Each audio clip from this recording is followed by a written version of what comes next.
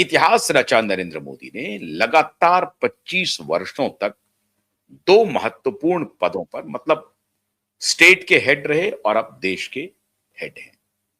महत्वपूर्ण पदों पर बने होने के बावजूद इसके रेटिंग्स बढ़ी है, फॉलोअर्स बढ़े हैं, लेकिन सोशल मीडिया पर जो आलोचना की रफ्तार है वो बड़ी तीव्र हो गई है। और उसकी तीव्रता ऐसी रही कि मोदी को इस बात का एहसास हो गया कि श्रीमान विश्वनाथ प्रताप सिंह न घर के रहे न घाट के रहे। श्रीमान विश्वनाथ प्रताप सिंह का जन्मदिन कब होता है और श्रीमान विश्वनाथ प्रताप सिंह का मृत्यु दिवस कब है, ये भी भारतीय समाज को याद नहीं है। भले ही जिस तबके के लिए उन्होंने काम किया, जिसकी मलाई वो तबका खाता रहा, फिर भी वो तबका भी उन्हें नहीं सम्मान देता है। ये तो हालात है, ये तो स्थिति है। मोदी जी को ये बात जल्दी समझ में आ गई और अब मोदी जी डैमेज कंट्रोल कर रहे हैं। सुप्रीम कोर्ट में सरकार का जो रवैया है वो बिल्कुल अलग था। सुप्रीम कोर्ट में भी सरकार एक्सपोज हुई। ऐसा हो नहीं सकता था कि गलती से यूजीसी एक्ट की जो इतनी विभाजक जो व्यवस्थाएं हैं वो पब्लिक डोमेन में आई हैं। गलती से नहीं हुई है, ये होशो हवास में हुई है। और जब सुप्रीम कोर्ट ने कहा कि एक तरफ हम अपने समाज को जातीय विद्वेष से आहिस्ता आहिस्ता दूर कर रहे हैं, हमारे समाज ने धीरे धीरे ये सीख लिया है कि हम कैसे जातीय सह अस्तित्व के भाव को अपनाते रहें और आगे बढ़ें, ऐसी परिस्थिति में आप ये डिविसिव एक्ट कैसे ला रहे हैं? ये ऑब्जर्वेशन है सुप्रीम कोर्ट का। कोई संतोषप्रद जवाब नहीं था सरकार के पास। सॉलिसिटर जनरल जो भी अपना वक्तव्य दे रहे थे, वो समझिए सिर्फ वो दलील देने के लिए दलील दे रहे थे। उनके पास कोई संतोषप्रद जवाब नहीं था, सैटिस्फैक्टरी आंसर उनके पास नहीं था। आप हम सब जान रहे हैं कि धीरे धीरे समाज में जातिवाद मेट्रो में तो ऑलमोस्ट खत्म हो चुका है। जो टायर 2 और टायर 3 सिटीज हैं उसमें भी धीरे धीरे खत्म हो रहा है। ग्रामीण इलाके में दूसरे तरीके से खत्म हो रहा है। ग्रामीण इलाके में उस तरह से विद्वेष है भी नहीं, वो दूसरे तरीके से लोग जाति को लेकर के कभी कभार विवाद हो जाता है। लेकिन अभी भी गांव में जातीय मेल बहुत है। छिटपुट इक्के दुक्के अगर कहीं से कुछ घटनाएं आप देखते होंगे तो उसे आप रूल मत मान लीजिए, वो एक्सेप्शन होगा। तो सुप्रीम कोर्ट का यह ऑब्जर्वेशन कि भारतीय समाज तेजी से जातीय विद्वेष की भावना से बाहर आ रहा है, जातीय सामंजस्य स्थापित हो रहे हैं और धीरे धीरे धीरे धीरे ये संघर्ष खत्म हो जाएगा और हम लोग एक संगठित भारतीय पहचान हमारी होगी, ऐसा प्रतीत होता है। ऐसी परिस्थिति में जब हम उस हाईवे पर चल रहे हैं जहां हमारी पहचान भारतीय होनी है, सनातनी होनी है, हिंदुत्व होना है, इस्लाम के भाई बहन भी सनातनी इस्लामिस्ट हैं, ऐसा होने वाला है। ऐसी परिस्थिति में आपने ये विध्वंसक बात कर दी जिसके लिए आप जाने जाते नहीं हैं। आप तो पार्टी विथ ए डिफरेंस थे, फिर आप ऐसा करने लगे।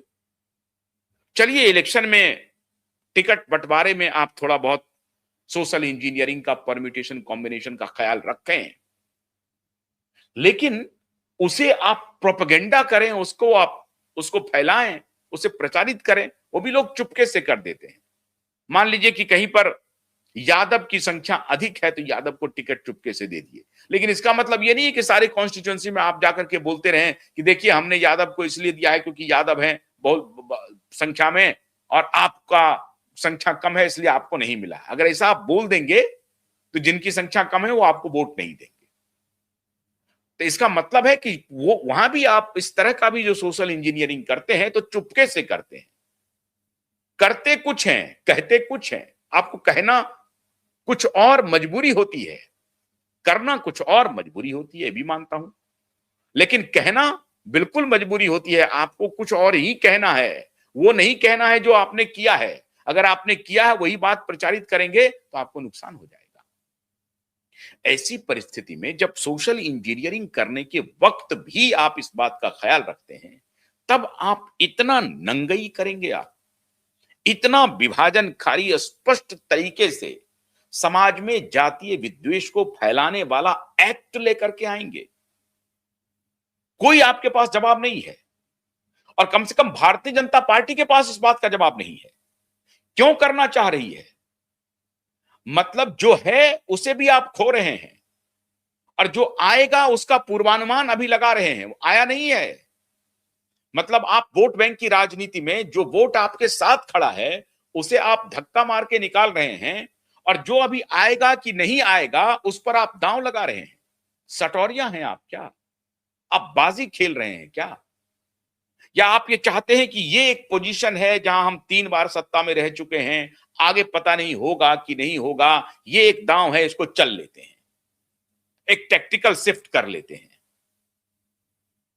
और बीजेपी के ऊपर जो तोहमत लगती है कि बीजेपी फलना फलना की पार्टी है, वो फलना फलना की पार्टी नहीं होकर के अब चिलना की पार्टी हो जाएगी। तो नया चिलना को पकड़ने के चक्कर में आप जो है सो फलना को धक्का दे रहे हैं। एक बात तो आपको मानना पड़ेगा, नरेंद्र मोदी की राजनीतिक समझ बाकी जितने नेता हैं उनसे अधिक है। नरेंद्र मोदी ये वाटर टेस्ट कर रहे थे। ये कहते हैं ना कि सॉल्ट डाल करके देख रहे थे कि बहुत ज्यादा लगता तो नहीं है। जले पर नमक थोड़ा सा छिड़क रहे थे, जला हुआ तो पहले से भी था, थोड़ा सा नमक डाला इन्होंने, देखा कि साहब ये तो बहुत, इसमें तो आग लग गई। आग ऐसी लगी, और ध्यान रहे कोई भी लेगेसी मीडिया इसे नहीं उठा रही थी। और मैं सैल्यूट करूंगा सोशल मीडिया के उन सूरमाओं को जिन्होंने इस आग को जला के रखी। वो सत्य को सत्य कहते रहे, भले ही उनको आलोचना झेलनी पड़ी हो, भले ही उनको गाली खानी पड़े हो, बावजूद इसके वो सत्य को सामने से सत्य कहते रहे।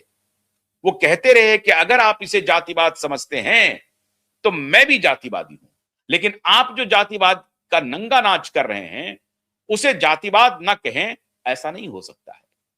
बड़ी मजबूती के साथ उन्होंने तर्क को सामने रखा, और उनके तर्कों के सामने झुक गई सत्ता।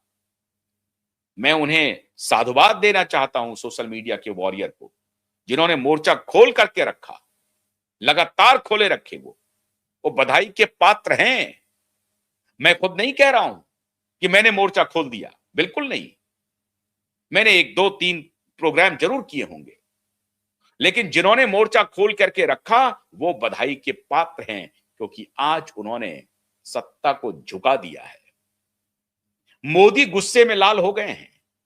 मोदी को मालूम है कि ये वर्ग जो आपका जुडिशियस होकर के न्यायिक तौर पर आपके साथ खड़ा है, अनर्गल रूप में नहीं, गलत रूप में नहीं, अगर वो सनातन की बात कर रहा है तो सनातन की जितने सत्य पक्ष हैं उसको सामने रख रहा है।